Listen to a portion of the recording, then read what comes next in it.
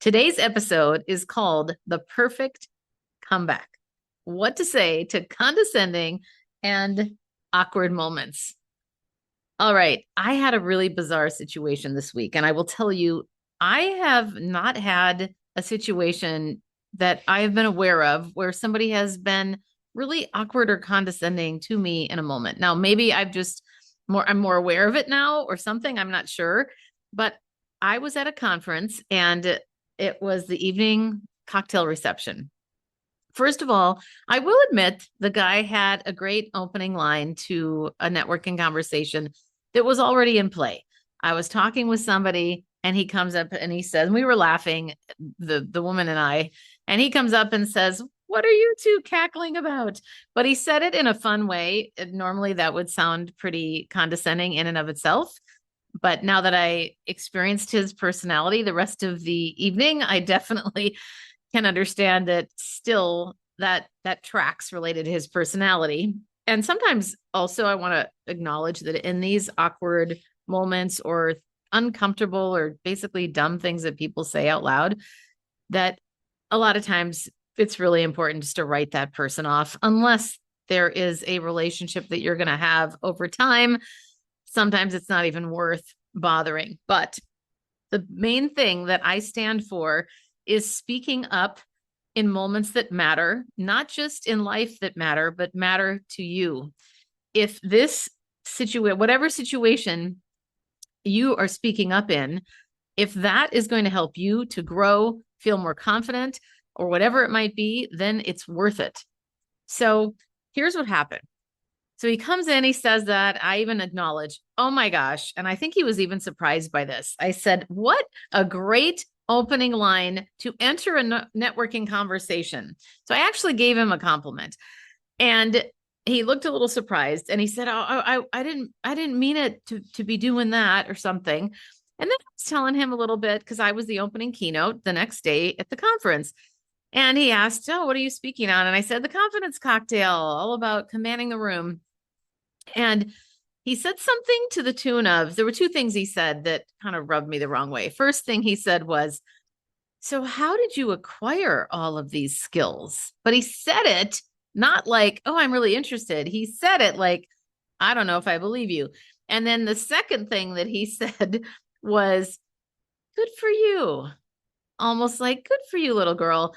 And I will tell you, I was with somebody else. He also couldn't pronounce her name. So he said, "Oh, we'll call you Kat." She's like, "No, we won't." And then she repronounced her name for him. But it was so funny. And I was thinking, what a crazy thing that this human experience is sometimes, and how a lot of times we're surprised and we often don't even realize the thing that we are encountering. So I didn't say any of the things that I'm going to suggest today, probably because I was so caught off guard. And it just, at the time, it felt like it was better just to kind of, wasn't that big of a deal. But I will say I've been thinking about it a lot, which is also what inspired this episode, because it made me think about these subtle things that people say sometimes, and they're probably well meaning, but they don't even realize it. I will say I found out a little bit more about somebody that knows him well, and he goes, "Oh yeah, that tracks." I've known him for almost his whole life. So here's what I want to offer you is some tips specifically around what to say in these potentially weird moments. So my goal is so that you can have some tips at the ready. And the first one is when somebody says something condescending. So let's just say, for example, if they say, "Wow, you're smarter than I thought," or I can't believe how much experience you have and you're so young," or something like that. Here are some things to try. What did you mean by that? Or probably my favorite that I took from Jefferson Fisher, which is simply, "Could you repeat that?" Imagine that guy that said, "How did you acquire all these skills? Could you repeat that?" Or another one is, "Interesting thing to say out loud."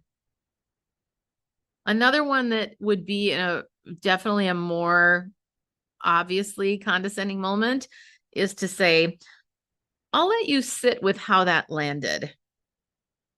Another one that I really like is, I'm not sure that came across as you intended or how you intended. And the beautiful thing about these, even notice as I'm saying them, they're calm rather than defensive. They're confident versus over explaining. So that's one example. How about when somebody interrupts you or talks over you? You could try something as simple as, I'd like to finish my thought.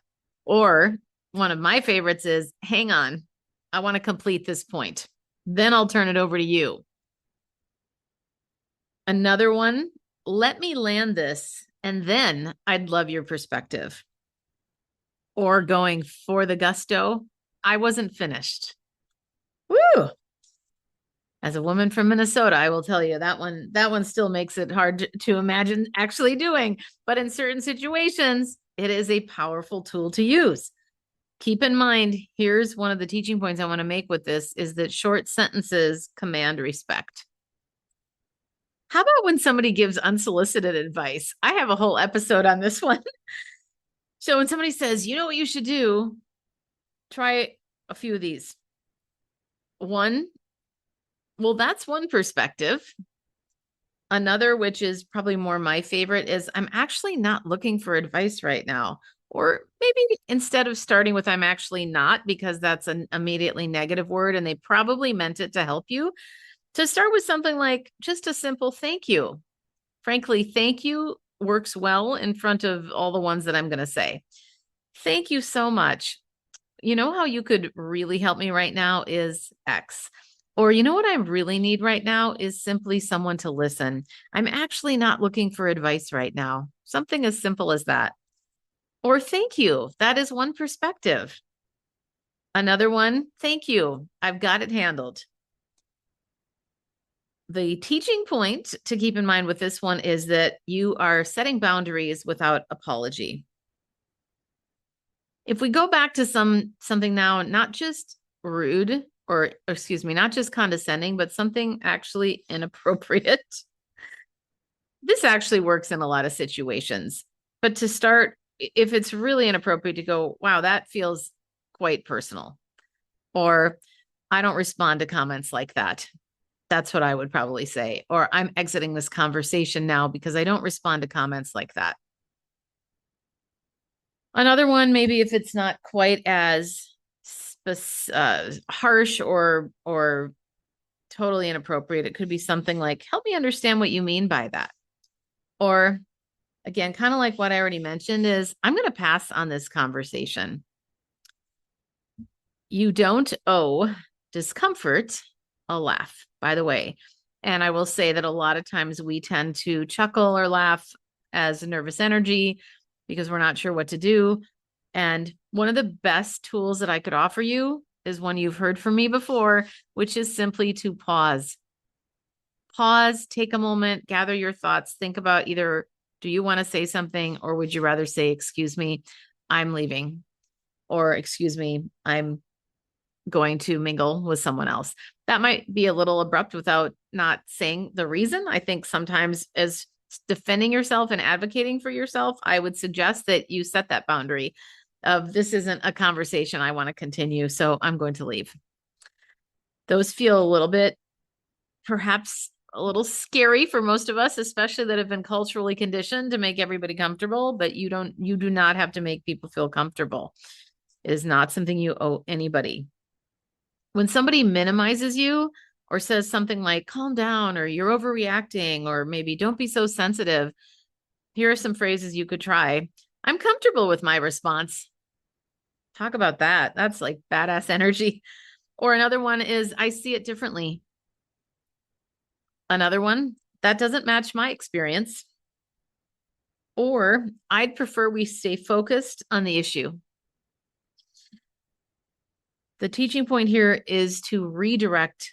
Don't feel like you have to defend your emotions. And frankly, don't defend your emotions. Just redirect. How about when somebody makes a passive aggressive comment, something like, must be nice. This is one I love. Sounds like there's more behind that. What makes you say that is another one. Or how about this one? I'm not sure how to respond to that. Here's another. Want to say more directly what you mean? Again, what this does from a teaching point is it brings indirect comments into the light. How about this one? This is my last tip. When you're put on the spot, try this. Again, pause. Let me think about that. I want to give that a thoughtful answer. I'm not ready to answer yet. Can I come back to you on that? Or even better, not asking for permission, I'll get back to you on that. Let me get back to you on that. Here's your teaching point. Power doesn't rush. So let's keep this in mind. You're never going to change somebody else, but you will definitely change how they show up around you when you set these boundaries. The goal isn't to win the moment, win the conversation. It's truly to advocate for yourself, protect your peace, your authority, and also your presence. And remember, beyond the words, remember the power of breathing to regulate your nervous system. Because usually what happens is we get dysregulated, where we're in that space where we're anxious and we can't really think straight because somebody threw us off with a comment that was inappropriate or awkward or rude or condescending. Pick whichever.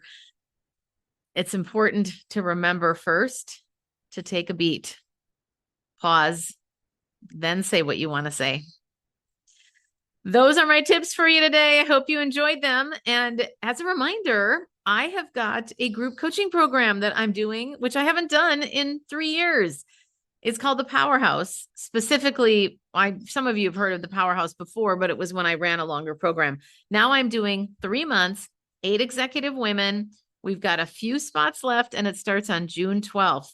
So they are Fridays, every other Friday for 90 minutes. And it's all to help you command any room you walk into, get much more personal attention from me and from the group as well. So if you are a high achieving woman, ideally either executive or high level position in your company, senior level, let's put it that way, senior level, high achieving, high performing, or you're an entrepreneur perhaps, or individual contributor, and you have got some incredible ambition and drive, and you want to build your empire in so many words, maybe not a full empire, but hey, if that's you too, great. But what I mean by that is this program is for people that are ready to command the room, speak in public in a way that is more than they've ever done before, feel more confident leading a meeting, and wanting to make sure that they claim and own their authority. So I would love to have a conversation with you if that's of interest, but definitely get in touch with me now because we've got it almost filled. So let me know if you're interested. Karen@KarenLaos.com. All right. Have a great rest of your day. If you loved today's episode, please subscribe and leave a review. It helps other people find the podcast faster, and it certainly helps me. Remember, you too can stand out with unshakable confidence.